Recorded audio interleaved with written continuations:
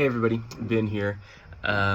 Here with a couple of quick packing tips for trips similar to the two trips that Open World has taken to Nepal and the trip that we took to Kenya. Now that we're on our third trip, these tips have definitely been refined. These sort of packing sort of strategies that we have, especially considering that, in our first trip to Nepal, we took over 30 water filters for the community, as well as a double robot, courtesy of Double Robotics, and all kinds of other gifts and supplies as well. In Kenya, we took all kinds of school supplies.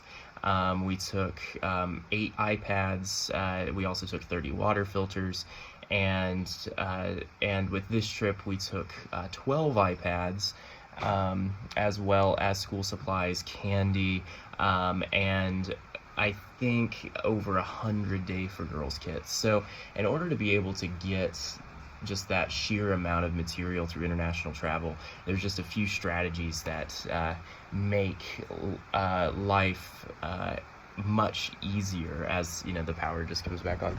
So just to kind of show you, this is my wife Natalie sort of showed me this technique that she used, but being able to separate what you're bringing and rolling everything up, but also marking it in your bag makes life so much easier after being in the air for 24 hours with multiple flights, and also a 10-hour van ride that we have. You feel so tired, so just having everything easily marked and arranged is incredible.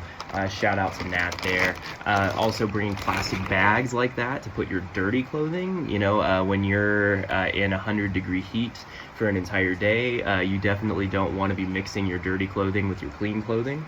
And so having plastic bags as well that allow you to put or arrange your dirty clothing also makes your life a lot easier. Something that also is really strategic, being in that heat and not being accustomed to that heat, like we're definitely not, is having wet ones and other wipes ready to go. We have a lot of wet wipes. We have a lot of hand sanitizer, and also definitely things to cool off, like this little mister here. This is absolutely heavenly, and all of the children at the Trika school laughed so hard when they saw me applying that yesterday as well. The teachers were hilarious too. By about, I would say maybe 2 hours into the day, I'm just pouring sweat. Like, it's just like a flood of sweat that is coming from all of my pores, it seems. And so this is definitely a lifesaver. One of the teachers at the school, who I'm not convinced she has any issues like that whatsoever. She just kind of seems to glisten the entire day and is just has zero issues with it doesn't seem like has any issues with the climate. She came up to me and was like, "You use so much mist," and was kind of making fun of me and laughing about that, but it is very, very helpful on the road. A couple of other things. So Nat found these incredible hangers. These just move like this. Very easy to pack. It allows you to pack a lot of hangers, but then also if you're needing to hang anything up, these work just so incredibly well. And I think, last thing, so these bands right here, these are citron bands that keep mosquitoes away. That's something that's just very helpful. It's recommended that you carry mosquito spray with 30% DEET, so wearing something like this to go along with mosquito spray. Where did I put that spray? Let's see. So yeah, that along with mosquito spray is going to make your life so much easier. And compared to the last trip,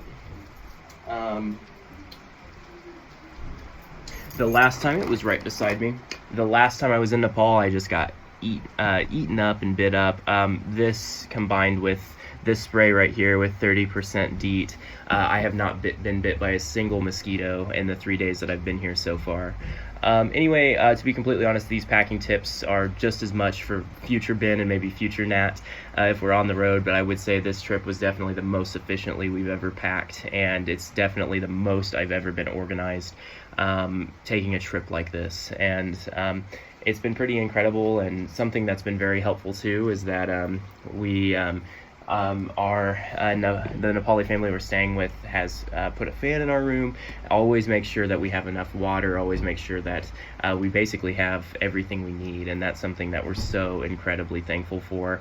And so I feel at home here.